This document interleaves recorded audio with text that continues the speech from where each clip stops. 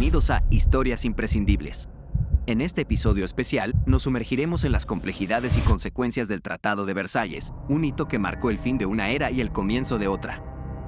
Desde las cláusulas territoriales hasta las disposiciones económicas, cada punto de este tratado dejó huellas profundas en la historia del siglo XX.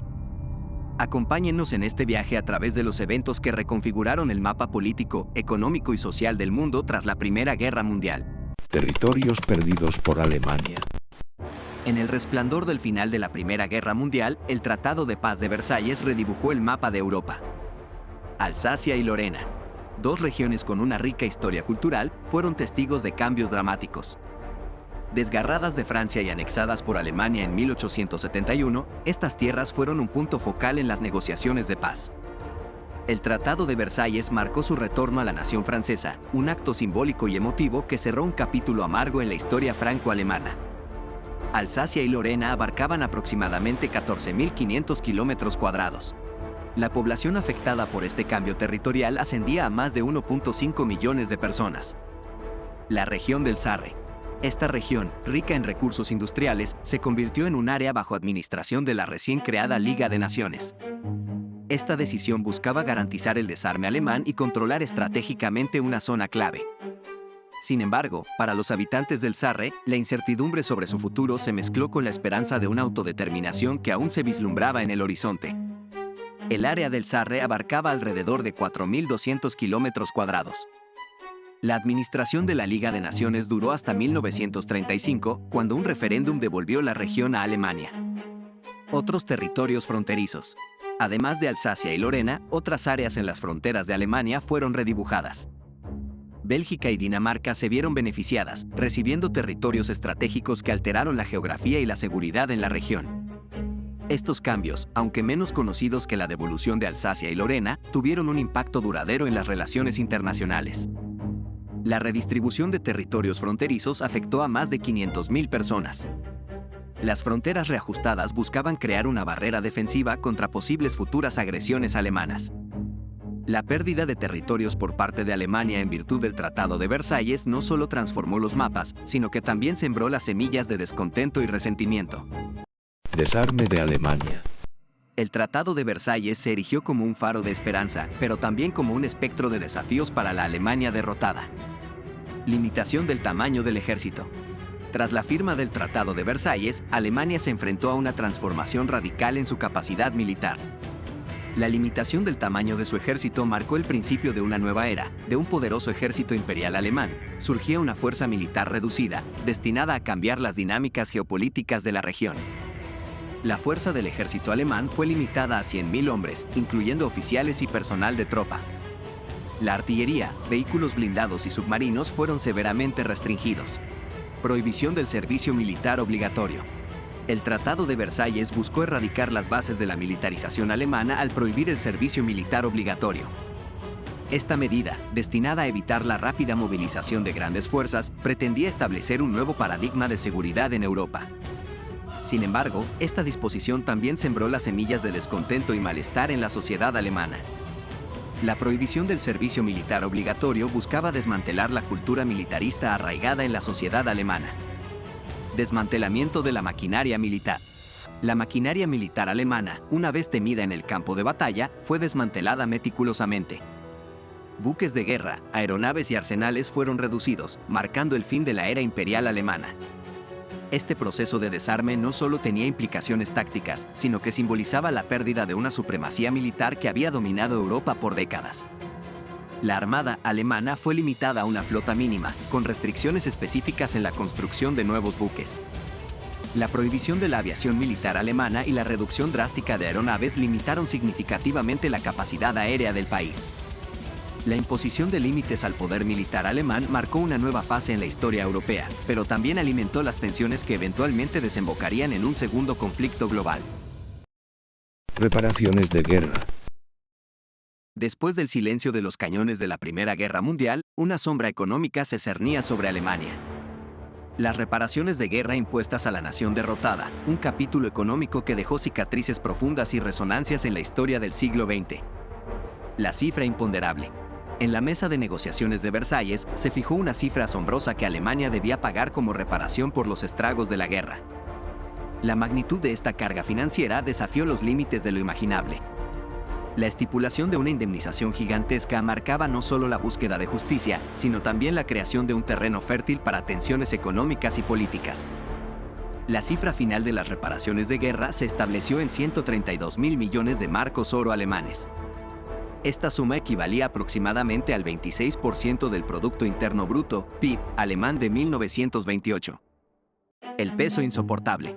La carga de las reparaciones de guerra se volvió una losa insoportable para la economía alemana. A medida que el país intentaba cumplir con las obligaciones financieras impuestas por el tratado, se sumergió en una espiral de hiperinflación y crisis económica.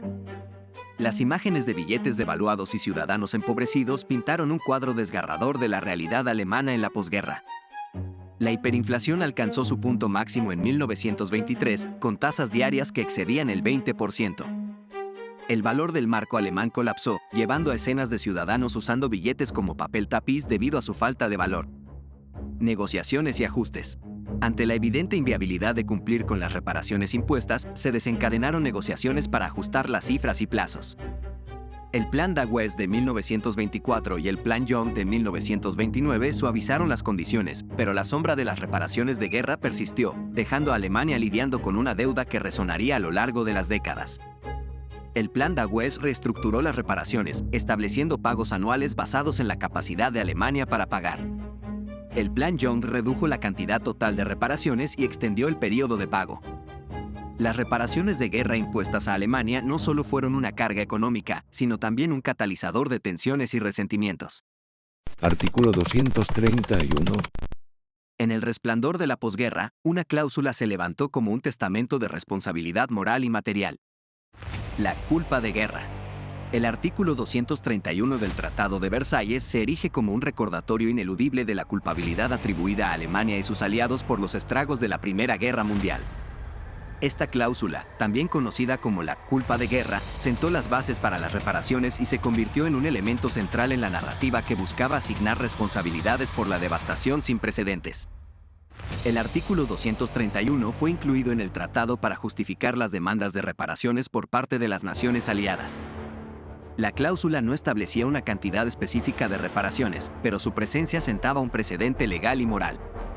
La inclusión del artículo 231 no solo tuvo implicaciones legales, sino que también provocó una tormenta política y social en Alemania. La nación se vio forzada a aceptar la culpa por la guerra, un gesto que inflamó el nacionalismo y alimentó el resentimiento, sembrando las semillas de futuros conflictos. La reacción en Alemania fue inmediata, con líderes políticos y ciudadanos rechazando la idea de la culpa de guerra. Este sentimiento contribuyó al surgimiento de movimientos políticos extremistas y, eventualmente, al ascenso del nazismo. A nivel internacional, el artículo 231 también dejó una marca indeleble en las relaciones entre las naciones. La atribución de la culpa exacerbó las tensiones, creando un clima de desconfianza que persistiría durante décadas.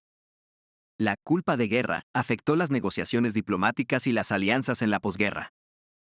Creación de la Liga de Naciones. En el eco de la devastación de la Primera Guerra Mundial, surgió un intento audaz de construir un nuevo orden mundial. En la solemne firma del Tratado de Versalles, nació la Liga de Naciones con el propósito claro de prevenir futuros conflictos mundiales. Inspirada por el idealismo de la posguerra, esta organización fue concebida como un foro para resolver disputas, fomentar la cooperación y, sobre todo, mantener la paz en un mundo marcado por la tragedia de la Gran Guerra. La Liga de Naciones fue establecida oficialmente el 10 de enero de 1920 como parte del Tratado de Versalles. Inicialmente, contó con 42 miembros fundadores, con más naciones uniéndose en los años siguientes. La Liga de Naciones se erigió sobre principios fundamentales, abogando por la resolución pacífica de conflictos y la cooperación internacional. Con una estructura que incluía la Asamblea y el Consejo, esta entidad se propuso ser la guardiana de la paz y la justicia, aunque sus limitaciones se harían evidentes en las décadas venideras. La Asamblea de la Liga de Naciones estaba abierta a todas las naciones que la integraban, cada una con un voto. El Consejo, conformado por naciones seleccionadas y permanentes, tenía más poder y capacidad de acción. A lo largo de su existencia, la Liga de Naciones logró avances significativos, como la lucha contra enfermedades y la solución de disputas territoriales como el corredor polaco. Sin embargo, sus esfuerzos se vieron ensombrecidos por desafíos inherentes y, finalmente, por su incapacidad para prevenir el estallido de la Segunda Guerra Mundial. Su legado es una amalgama de éxitos y limitaciones que arrojan luz sobre los retos de forjar la paz en un mundo en transformación. La ausencia de potencias importantes, como los Estados Unidos, debilitó su capacidad de actuación. Aunque la Liga de Naciones no pudo evitar el conflicto que asolaría al mundo una vez más, su breve pero significativa existencia allanó el camino para la creación de las Naciones Unidas después de la Segunda Guerra Mundial. Colonias y territorios de ultramar. Tras la firma del Tratado de Versalles, las potencias coloniales vencedoras se encontraron en una encrucijada histórica. La redistribución de colonias y territorios de ultramar delineó un nuevo orden mundial, impactando no solo a las potencias europeas, sino también a las colonias que cambiarían de manos. Más de 11 millones de kilómetros cuadrados de territorio colonial cambiaron de manos después de la Primera Guerra Mundial. Más de 40 colonias alemanas fueron repartidas entre las potencias aliadas, transformando el mapa colonial de África y Asia. África, testigo de la fiebre colonial europea, fue escenario de drásticos cambios. Colonias alemanas en el continente fueron repartidas entre potencias vencedoras, alterando las fronteras y sembrando las semillas de futuros conflictos en el proceso. Tanzania, Burundi y Ruanda pasaron a manos británicas y belgas. Namibia fue administrada por Sudáfrica bajo un mandato de la Liga de Naciones. En Asia, colonias alemanas como Qingdao en China y territorios en el Pacífico cambiaron de dueño. Este reajuste territorial tuvo consecuencias en el equilibrio de poder en la región, marcando el comienzo de transformaciones significativas en el mapa colonial asiático. Japón se apoderó de territorios en China y el Pacífico, fortaleciendo su presencia en la región. Australia y Nueva Zelanda asumieron el control de colonias en el Pacífico. El Medio Oriente, con sus territorios estratégicos, también experimentó cambios notables. La desintegración del Imperio Otomano llevó a la creación de mandatos bajo la Liga de Naciones, estableciendo una nueva configuración en la región. Francia asumió el control de Siria y Líbano como mandatos. El Reino Unido obtuvo mandatos sobre Irak y Palestina. La redistribución de colonias y territorios de ultramar tras el Tratado de Versalles dejó una marca indeleble en la historia del colonialismo. Cláusula de autodeterminación de los pueblos. Un principio proclamado con fervor en los salones de Versalles buscaba otorgar a las naciones la capacidad de decidir su propio destino. Sin embargo, la aplicación práctica de este ideal en un mundo marcado por divisiones étnicas y tensiones geopolíticas se convertiría en un desafío monumental. Más de 50 millones de personas se encontraron bajo el paraguas de la autodeterminación de los pueblos después de la Primera Guerra Mundial. Naciones como Polonia, Checoslovaquia y Yugoslavia emergieron como estados independientes, marcando la materialización de este principio. La aplicación de la cláusula dio lugar a la creación de nuevos estados y la reconfiguración del mapa político europeo. Países que antes estaban subordinados a imperios multiétnicos ahora buscaban forjar su propia identidad nacional. Checoslovaquia se formó como una república independiente en 1918, uniendo checos y eslovacos. Yugoslavia, una fusión de eslavos del sur, emergió como un estado unificado en 1918. Aunque la cláusula buscaba proporcionar estabilidad y cohesión, la realidad era más compleja. Fronteras trazadas en función de límites étnicos no siempre reflejaban la realidad sobre el terreno, desencadenando tensiones que persisten hasta nuestros días. La creación de Polonia como un estado independiente llevó a tensiones con sus vecinos y poblaciones minoritarias. La división de territorios a menudo generó conflictos étnicos y disputas territoriales. La autodeterminación de los pueblos dejó un legado profundo, influyendo en movimientos de independencia y descolonización en el siglo XX. Sin embargo, también planteó preguntas sobre la aplicación equitativa de este principio y sus consecuencias a largo plazo en regiones marcadas por diversidad étnica y tensiones históricas. La desintegración del Imperio Otomano y la creación de mandatos bajo la Liga de Naciones ejemplificaron la aplicación del principio en el Medio Oriente. El desafío de reconciliar las aspiraciones nacionales con las realidades geopolíticas persiste en muchos lugares. Y así, concluimos este episodio de Historias imprescindibles sobre el Tratado de Versalles, una encrucijada que definió una época. Este tratado, con sus aciertos y errores, se erige como un faro que ilumina las complejidades de la posguerra y las semillas de futuros conflictos. Únanse a nosotros en un próximo episodio, donde exploraremos nuevos acontecimientos de nuestro pasado, revelando historias que son, sin duda, imprescindibles. Gracias por acompañarnos en esta travesía histórica.